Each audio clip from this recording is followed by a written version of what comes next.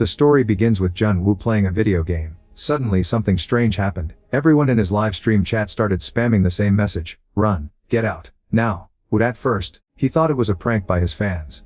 But then, he received an emergency alert from the National Disaster Agency. And immediately after, he heard a loud explosion from outside followed by the sound of people screaming. Confused, Jun-woo went out onto the balcony. He was shocked by what he saw. The world outside was in complete chaos. People were running out of buildings in a total panic. A fire truck, out of control, crashed. He saw one man biting another. He couldn't understand what was happening. Just then, a woman ran out with a kitchen knife to save her daughter. But as soon as she reached her own daughter lunged at her, and started biting her like an animal. Jun-woo trembled with fear seeing all this. He didn't know what to do. Suddenly, there was a loud knock on his door. He looked through the peephole. Everything seemed normal. Curious, he grabbed the door handle. But as soon as he opened the door, a man barged in. Jun-woo stumbled back in fear. The man was his neighbor Sang-chul. The two didn't get along very well. Jun-woo told him to leave. But Sang-chul pleaded, "Please, I just need to use your bathroom. I'll leave right after." Reluctantly, Jun-woo agreed and turned on the TV. It was then that he finally learned the truth. A mysterious virus was spreading through the city. Those who got infected turned into zombie-like monsters, and anyone they bit would also become infected. Jun-woo panicked. He remembered the blood on Sang-chul's clothes. Scared, Jun-woo immediately started looking for a weapon. Just then, Sang-chul came out of the bathroom. Jun-woo grabbed a knife and yelled, "Get out." Sang-chul said he was perfectly fine, but the next moment, his eyes turned blood red, and something terrifying began to happen. An enraged Sang-chul charged at Jun-woo.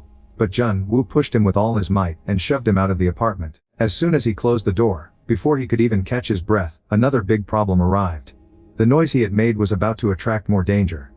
Outside, a larger zombie finished off Sang-chul. Seeing this, Jun-woo felt sick. Jun-woo quickly pulled the refrigerator in front of the door to barricade himself further. He immediately called his parents to check if they were okay. But no one answered. A little later, a message from his mom arrived. "We are safe for now. Stay inside and wait for rescue." As night fell, Jun-woo checked the little food he had left. First, he divided it into 7 portions, but after a moment's thought, he split it into 9. No one could tell how long this would last. The next day, he saw videos online of people desperately begging for help. Inspired by them, Jun-woo also recorded a video, a plea for help, hoping someone might save him. But his hope was soon shattered. He saw some people were even live streaming their helplessness. If anyone was going to help, they would have done it by now. Then, Jun-woo's eyes fell on his drone, and a brilliant idea came to him. He tied his phone to the drone and sent it outside to see what was happening. But what he saw on the drone's camera was truly horrifying. The entire neighborhood had become a zombie playground. Not a single living person was in sight. Hope was lost. Jun-woo thought he'd play a video game to distract himself, but as soon as he started the game, he was immediately disconnected from the server. The video here inserts a request to subscribe to the channel. Perhaps the zombies had started destroying the internet system too. When even the game didn't work, he decided to get some sleep. But around 20:30 a.m., his sleep was abruptly broken by strange noises coming from below. With curiosity and a bit of worry, Jun-woo went to see what was happening downstairs. But as he looked out, a bullet whizzed past his head. A lady cop was fighting zombies below.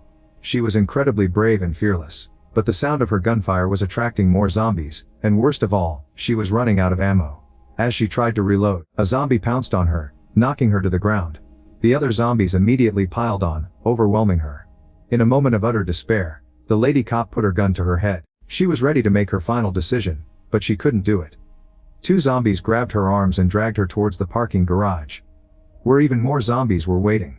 Watching this from above, Jun-woo couldn't take it anymore.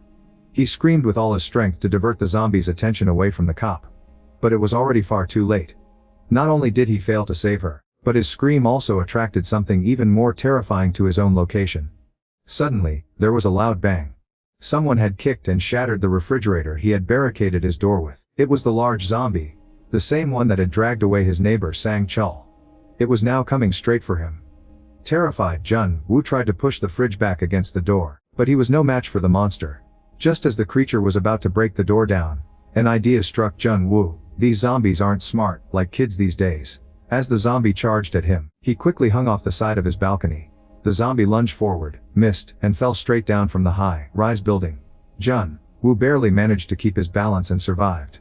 But as he looked down, his heart broke. That brave lady police officer had now turned into a zombie. After all this, Jun-woo barricaded his door even more firmly. Then, he gave up. He started drinking his father's old wine. When he was hungry, he ate instant noodles. When he was tired, he slept. And when his heart was broken, he cried silently. But this painful solace didn't last long. Soon his food ran out. Just when it seemed like everything was over, a miracle happened.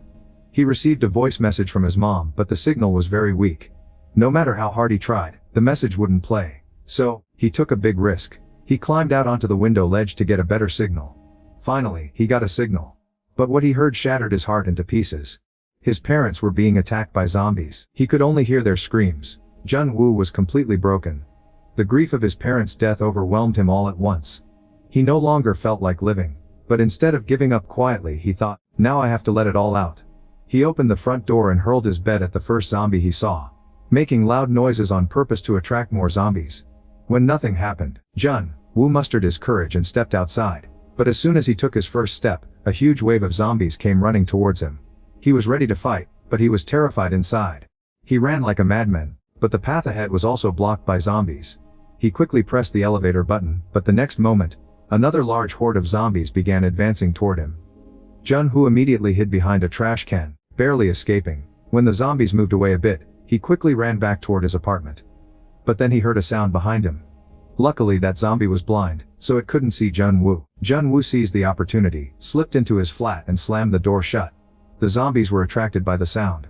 Surprisingly, some zombies still had faint memories of their human lives and even tried to open the door. But after trying for a while, they tired and left. That night, after Jun-woo had taken his revenge on life, he recorded a final video. He was ready to say goodbye to the world. But just as he was about to end his life for good, a sudden red light flashed past his window. The light was coming from the building across from him. In that instant, Jun-woo understood. He wasn't the only survivor. He somehow loosened the noose and looked toward the red light. There stood a young and beautiful girl. She looked at Jun-woo and called him an idiot. But instead of getting angry, Jun-woo's heart filled with joy. He waved happily at the girl. Then, the girl used hand gestures to tell him she would talk to him tomorrow morning at 700 a.m. Both returned to their rooms. Just like Jun-woo, this girl Kim had also been living alone since the virus outbreak. But Kim was much smarter than Jun-woo when it came to survival. She had strictly rationed her food and had set up several traps inside her apartment to take out any zombie that got in. The next morning, they exchanged names. The girl's name was Kim. By then, Jun-woo had gone the entire day without eating. His stomach was aching with hunger. Kim saw his condition and decided she had to send him some food. Her plan was to tie a rope to a baseball and throw it to his building to create a connection between the two. But Kim misjudged the distance. Fortunately, Jun-woo immediately understood what she was trying to do. He used his drone to fly the rope over to Kim. The plan worked, and soon Jun-woo received Kim's food package. Finally, Jun-woo enjoyed a good meal. But then, something unexpected happened. A zombie firefighter had seen the rope and the baseball tied to it. Jun-woo immediately warned Kim. Kim tried to untee the rope, but the zombie yanked it hard, causing a table to fall on Kim and knock her unconscious. The biggest problem was that these zombies still had human-like intelligence. It began climbing the building. Jun-woo threw a bottle at the zombie to distract it, but it had no effect. It kept climbing straight toward Kim's apartment. Jun-woo sent his drone to harass the zombie. At first, the plan worked, but the zombie struck the drone hard, knocking it down, just as the zombie was about to break into Kim's room. Thankfully, Kim regained consciousness just in time.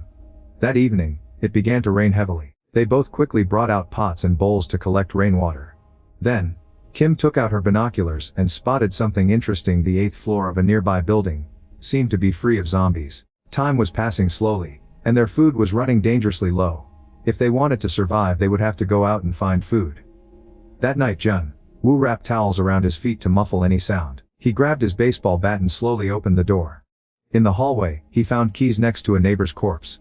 He used those keys to unlock the next apartment. Inside, he saw a man lying on the floor. Jun-woo threw a shoe at him. There was no reaction. Feeling a bit relieved, he began searching the room. When he opened the fridge, a foul smell hit him. But thankfully, some canned food and drinks were still safe. He packed everything and moved on. Near where the corpse lay, he found more cans and 2 walkie-talkies. But as he was leaving, Jun-woo made a mistake. Out of curiosity, he decided to take a closer look at the body. Suddenly, a zombie attacked him from behind. Jun-woo quickly picked up the dead body and used it as a shield to block the zombie's attack. Then, without looking back, he ran down the hall to his apartment and slammed the door shut. That night, he ate a satisfying meal for the first time in days. After eating, he packed half the food in one walkie-talkie into a box and sent it across to Kim's building via the rope.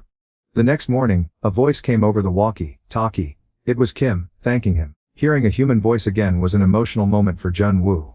From that day on, they talked daily on the walkie-talkies. Their friendship gave them the courage to live through this nightmare.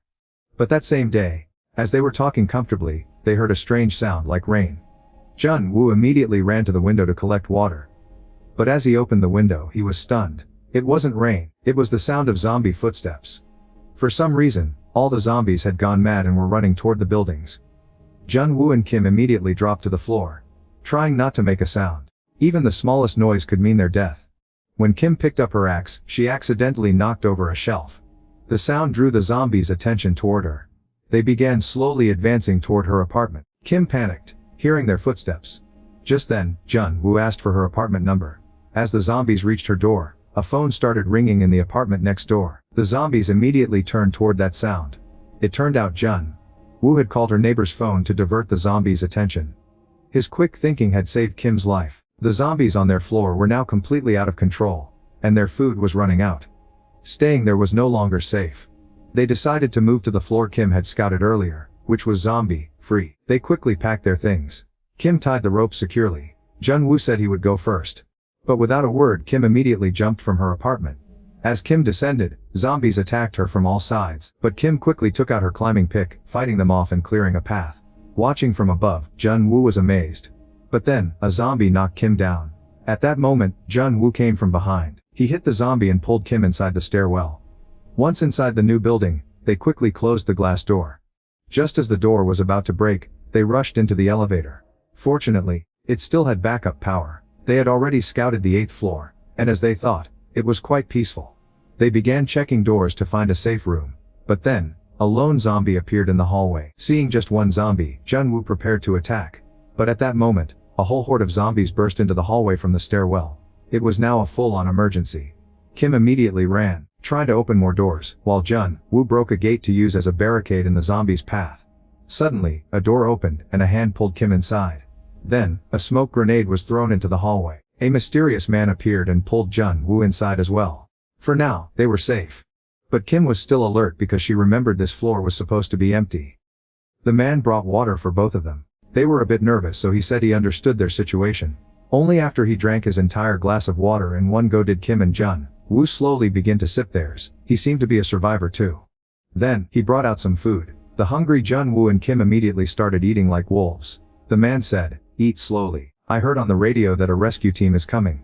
Their faces lit up with joy upon hearing this. They were emotional. A ray of hope was visible. But then, Kim felt something was off. She looked around the room and noticed that none of the family photos matched the man. Before she could ask anything, Jun-woo collapsed unconscious. A few seconds later, Kim's vision also blurred, and she fainted. The man didn't waste a second. He dragged Kim into a back room. When Kim opened her eyes, she saw a female zombie tied up in front of her. She was terrified. That zombie was the man's wife. He loved her deeply, and even after she turned, he refused to abandon her. He couldn't bear to see her hungry, so he kidnapped other survivors to feed his wife. The family that lived there before had already become food for his zombie wife. Outside the room, the man was slowly loosening the rope that restrained his wife. Kim screamed in terror and tried to move away. Suddenly Jun-woo's eyes snapped open. In a panic, he immediately pointed his gun at the man. But the man, looking him straight in the eye, calmly let go of the rope. Jun-woo instantly jumped forward to grab it, but the zombie was stronger. The rope slipped from his hands. Jun-woo ran to the door but found it locked. The next moment, a terrible scream was heard from the room, followed by silence. Had the zombie finished its meal? The man slowly opened the door. But the zombie immediately lunged at him and bit his neck. The truth was, Kim had put a pillow over the zombie's head, which was why she had survived. The man was still trying to tenderly handle his zombie wife. Seeing this, Kim could take no more. She pulled the trigger, freeing them both. But the sound of that gunshot attracted every zombie in the building. Their escape now seemed impossible. Kim and Jun-woo looked at each other, exchanged a bitter smile, and raised their guns, ready to end it all. But then, a loud sound was heard from outside. They both ran to the window. A rescue helicopter was coming toward them. Hope flashed in their eyes once again. With renewed courage they ran toward the hallway, dodging zombies with difficulty. Jun-woo picked up a bicycle and threw it into the zombies' path to block them. Finally, they reached the roof and barricaded the door. But no matter how hard they held it, the zombies broke through. Everything seemed lost. Just then, the helicopter spotted them and opened fire on the zombies. Kim and Jun-woo were saved. Their lives were finally spared. At that very moment, the radio tower was finally repaired. One by one, survivors began sending online sus messages. Because as long as you're alive, hope never dies, no matter how dark the times may be.